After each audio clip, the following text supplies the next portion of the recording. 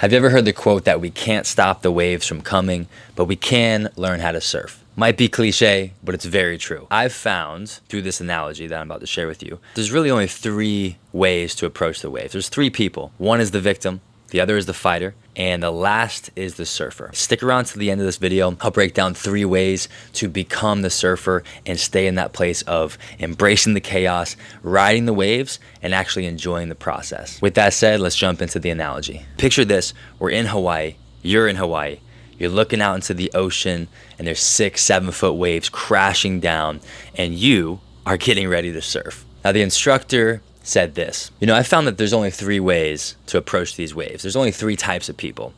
And one is to play the victim. And it's to stay right where you are. It's to stay where the waves are crashing in and they're slamming on you. You're just sitting back and getting absolutely pummeled by the waves of life. And it's easy to complain and wonder, why is this happening? This is so unfair. But yet we're just remaining where we're at. We're remaining the same and we're letting those waves hit us and ultimately break us down. You and I were never made for that life. We were never made to be the victim in that way. Now, of course, life happens. Some things are out of our control and at times we could be true victims, but the victim mentality of I can't control my life, I can't get out of the situation, that's what holds us back. So we want to move on from the victim mentality into something better. Now we said that's where some people find themselves, and it's very unfortunate because we were never made to live like that. The second type of person is the fighter. It's the man or woman, especially men, because we like to grip it and rip it and force things to be, and this is how it's going to be. I'm gonna just try and force it, right? The fighter is alone. He decides to confront and fight the waves in his own power. He's fighting against nature, against how life works. And he's trying in his own power, his own willpower, to stop the waves from coming. And where do you think that leaves him? As you can imagine, absolutely exhausted. But that's the thing. That's where so many men, especially in America and globally, of course, but especially that I see and that we see is men are alone, they're isolated, and they're trying to fight with their own power, leaving themselves feeling exhausted, right? It's only a matter of time before you give up or feel exhausted when you're fighting against life. That's where most people find themselves, unfortunately. The good news is there's the third way.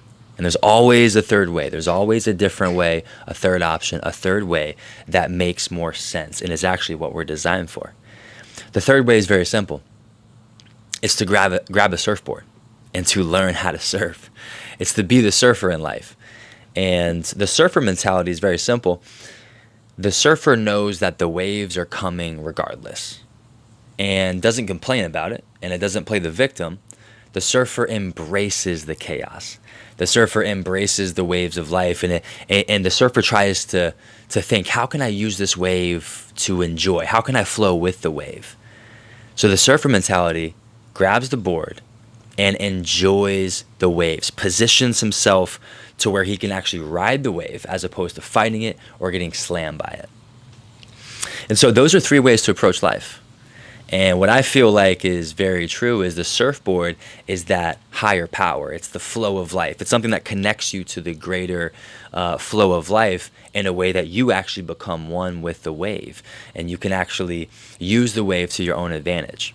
Now, with that being said, there's three ways to actually become the surfer and actually become a better surfer over time. So here are three ways, three tips to become a better surfer and stay in that surfer mentality for longer. Number one is riding instead of resisting. Number two is to strengthen your board. And number three is to surf with others. So the first tip is to shift your perspective. The surfer doesn't ask, why is this happening to me?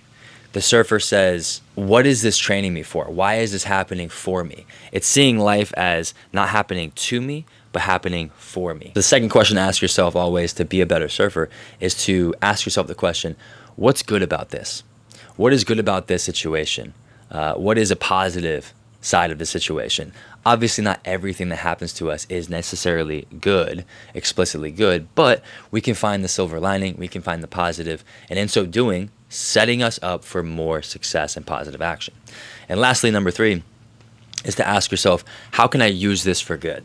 So not only what's good about this, but how can I use it for good? How can I use this pain, use this resistance, use this struggle to help give value to the world, help serve other people, help share my story and make the world a better place? That's the gold right there, is how is this good? What's good about this? And how can I use it for good? So that's how you shift your perspective. The second tip is to strengthen your board. Your board is all about staying connected to something greater than you. And so whatever you believe in, whatever your faith journey is, believing in a higher power is absolutely healthier. People who believe in a higher power experience better health, more peace of mind, less anxiety, less chronic stress, and they're more connected to themselves and to others. So my advice would be to find habits or rituals or routines that help ground you. And that can be prayer, that can be meditation, it could be going on a walk, going on walks, it could be journaling, breath work. These things help you feel grounded. They slow things down. They help you recenter on what's important and not live in this chaotic, worst case scenario or why is this happening to me type of mindset. It helps you understand like it's all good. You're connected to something so much greater than yourself, and you can actually strengthen your board in that sense by grounding yourself more consistently throughout your weeks. And third, the last tip is to surf with others. Surfing's great. I'm not a great surfer myself. I'm looking at getting better at it, literally, but not figuratively like this video. But the truth is, I know that surfing is a lot more fun with friends. It's more fun with friends because you can enjoy the waves. You see your buddy catch a wave, you're like, yo, that was sick, like that was amazing, that was epic. Or you take a nasty fall and like people support you and like encourage you and challenge you to keep going. Like that's the beauty of surfing with friends, doing life with friends. Because the truth is, we were never made to do life alone. We were never made to be isolated. And I think so many people, but so many men specifically find themselves isolated. They find themselves doing life alone. So the tip and really the call to action for you today is to surf with others. And my advice for you is very simple. This is what I try to practice on a consistent basis myself, whether it's through the summits, through Pathos, through the pop-up events in the future that I'll do at Live Elevated, and just in general, getting plugged in locally to a community or online, is to be the community you want to see. Be the type of person who you want to be surrounded with, and you'll actually start seeing that happen. So the call to action, the action item I want you to do is to call somebody up, go grab coffee with someone, or put yourself out there in a small way, but do it and do it more consistently where people can actually see you. If you're honest about the waves you're facing in life and you choose to share that with a brother, share that with a friend, I guarantee you there's freedom that you'll feel just by doing that. And if you surround yourself with great people, amazing humans, they'll also support you and make you feel even better and stronger as a result. So those are my 3 tips on how to be a better surfer and to stay in that surfer mentality for longer. As always, thanks for watching the video. Hope you enjoyed it. Leave a comment on what resonated most. And if you want to explore 4 things you must release to become the person you were created to be, watch this video. But as always, thanks for being here. I love you. Let's keep becoming together. I'll see you soon.